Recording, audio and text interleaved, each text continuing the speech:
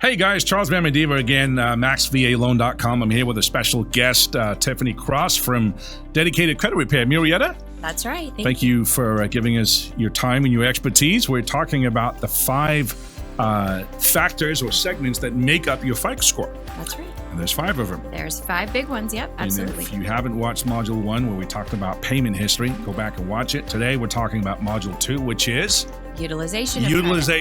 So is it a thing? Is it a fact that the mix or the makeup of the type of credit that you have, is that what we're talking about? Utilization. Tell us what that means. This is the one that's the most confusing, and honestly, we're just not taught. Like I said before in the first module, I mean, this is just the most confusing, frankly, frustrating part of the FICO score. So a couple things.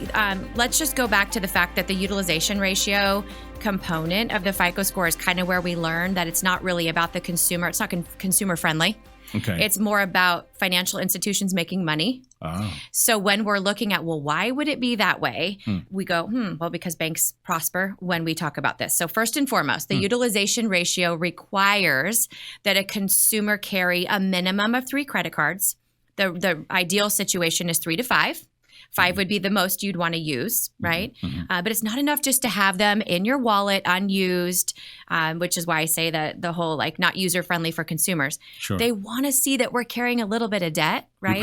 You're buying stuff and you're paying it back. We're paying the man a little bit, right? So, and if you're the type of person that went through the Dave Ramsey classes or the Susie Orman or any financial, coaching class where they say be completely debt-free, you're going to find that your FICO score is going to get stuck. It's going to get stuck in the mid 6s or low 6s, or even, sometimes low 7s. But realistically, to optimize your FICO score, they really want to see that a consumer's using 3 to 5 cards, that you're carrying small little, what I call baby balances. You don't have to be, completely in debt, but you can't be credit avoidant.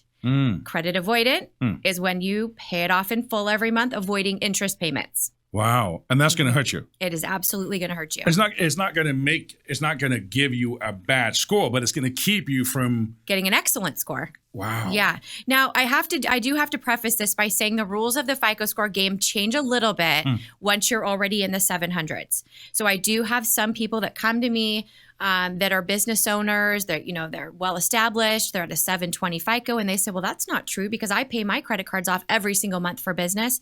It's a little different. Where that's concerned, although I could argue that 720 FICO could be 820 if they were in fact doing what I'm suggesting. Wow. But for individuals who are super credit challenged, which by the way is designated as 680 and under, so anyone 680 and under is considered needing some credit restoration or enhancement.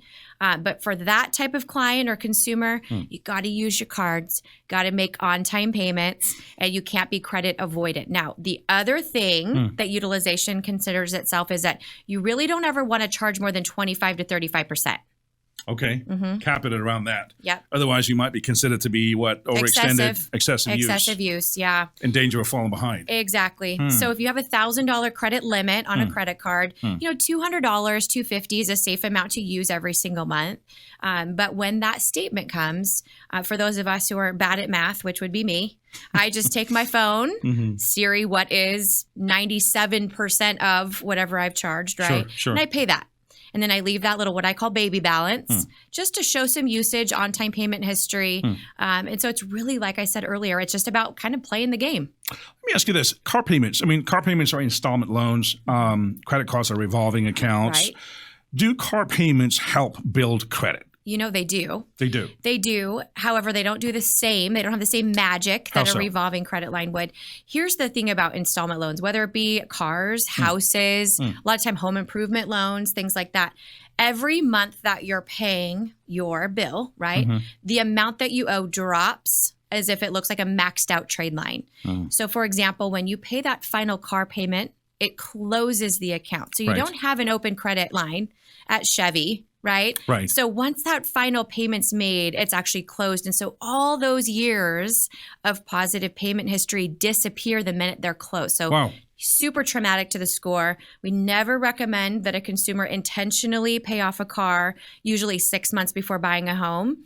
Of course, the reason for that, of course, is the score. But a lot of times their debt to income issue requires Yeah. it. So it's all about talking to experts and planning accordingly and not just assuming, Right. and doing the wrong thing. Because it seems like not honorable, but just the smart thing to do. Hey, I've got a $600 car payment. Let me go pay that off. Right. But you're saying that might not actually get you juice. It might not get you what you want on your score. It almost never gives you juice. Now, it makes financial sense sometimes, right, to pay something off and not have to pay interest every month on a debt.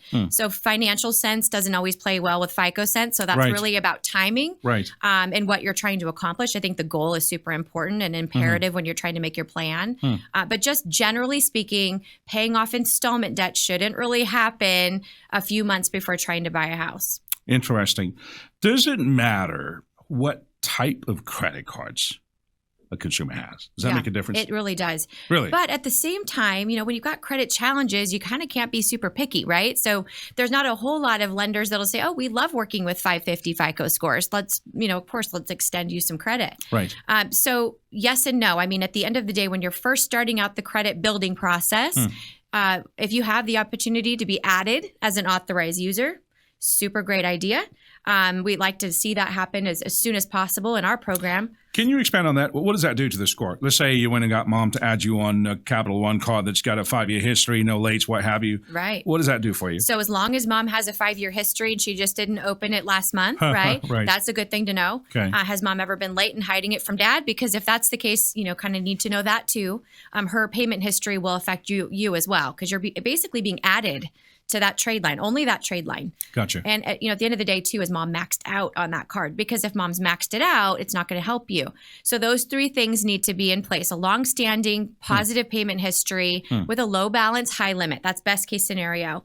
A lot of people ask me, do I have to get the card? No, you really don't even have to receive the card. Physical card in the mail. You don't have to have that. Okay. So if mom and dad don't feel comfortable actually sending the card in the mail, but they're willing to help you temporarily, great. Absolutely super smart thing. Within 30 days of it reporting, that trade line will boost and contribute to the score for you. So I'm sorry, I kind of interrupted your flow of thought. In what way does it matter what type of credit cards you have? How does it matter? Yeah. So at the end of the day, when you go, okay, well, credit is kind of like a marriage, right? Because we know that in the next segment, we're going to talk about history. So when you're opening cards that you don't intend on keeping very long, not a long-term strategy. So it's best to open bank cards that you can use for 20 years, that you can use anywhere you go, that provide perks as a consumer. Obviously, the lower the interest, the better for you. But if you're opening Kohl's and just certain things that you can only use at Kohl's, it's not really going to give you a whole lot of practicality involved. But you're not saying that the impact on the score is any different between a Kohl's card and a Chase credit card. That's correct. They could still be both Visa or whatever. Absolutely. The downside is, in order to gain and keep that 30% utilization, you got to go to Kohl's and buy socks every single month to keep that thing active and showing that utilization. So it's kind of frivolous spending that's required versus if you had a substantial trade line that gave you, for example, air miles or Target gift, things like that. So in summary, the first module we talked about, actually, let me back up. We're talking about the 5 segments that impact your FICO score. The first one was pay history, which impacts your score to the tune of 35%.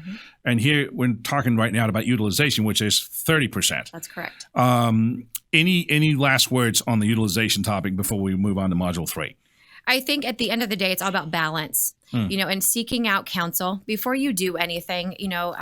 First of all, don't Google. I feel like Google is kind of like going to WebMD to decide if you how sick you really are. Do your due diligence, talk to an expert, get the information so that you're not making rash decisions that are going to have lasting consequences. Utilization ratio is one of the trickiest things to navigate in the FICO score calculation, so it's really important to seek counsel. Just to clarify, utilization doesn't mean just the percentage of the credit limit that you owe. It's also a mix, kind of a depiction of the mix of credit you have, right? The 3 to 5 credit cards open is super what they're looking at. But then also I want to mention too that your utilization ratio should be 25 to 35% per card.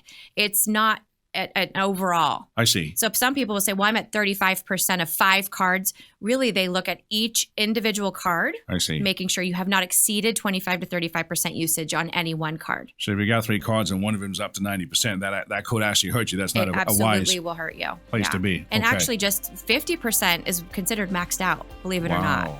So 50% is where it starts to actually not help you anymore. It's not Yeah. helping you. Yeah. Yeah. So you want to keep it low. I don't want to go off on a tangent, but something came to mind. Student loans, of course, the consumer doesn't control what's reported. I've seen somewhere that the credit limit is actually lower than the amount owed. What is the impact on the score with student loans? Not much. Not much. Not much. You know, Okay. really where we have to be concerned is payment history. And that's where we really got to keep an eye on making sure if they're in deferment, they're reporting that they're in deferment. So it's mostly the negative payment history, not necessarily that you owe the debt. I got you. Good info. Yeah. I can tell you're a wizard in this field. Guys, if you're watching this, we're talking about the 5 segments that make up your FICO score, your credit score. And Tiffany Cross here runs Dedicated Credit Repair. They're engaged in the business of restoring, repairing, improving credit. Her number's on the screen, and we're going to do Module 3 next, which is History. length of history, Yes. right? History, but length of history Length of history, absolutely. of your credit. We'll see you on Module 3.